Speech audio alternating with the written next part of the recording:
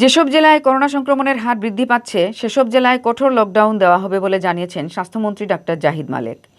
মঙ্গলবার দুপুরে চীনের দেওয়া উপহারের টিকার মাধ্যমে মেডিকেল কলেজের শিক্ষার্থীদের ভ্যাকসিনেশনের আওতায় আনা কার্যক্রমের উদ্বোধনী অনুষ্ঠানে স্বাস্থ্যমন্ত্রী একথা বলেন।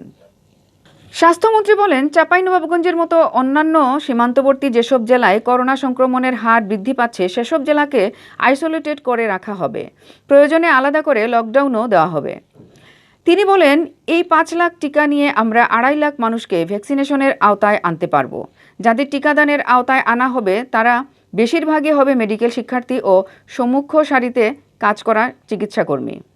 এদিন সিনোফার্মের টিকার প্রথম ডোজ গ্রহণ করেন ঢাকা মেডিকেলের শেষ বর্ষের শিক্ষার্থী অনন্য সালাম সমতা। দ্বিতীয় টিকা গ্রহণ করেন শাহিন আহমেদ এবং নিয়ামুল হক। বাকি দুজনই একই প্রতিষ্ঠান ও বর্ষের শিক্ষার্থী। অনুষ্ঠানে স্বাস্থ্যমন্ত্রী আরও বলেন, সব মেডিকেল কলেজের শিক্ষার্থীদের এই ভ্যাকসিনেশনের আওতায় আনা হবে। প্রাথমিকভাবে ৪টি হাসপাতালে এই টিকা প্রদান কার্যক্রম শুরু হয়েছে।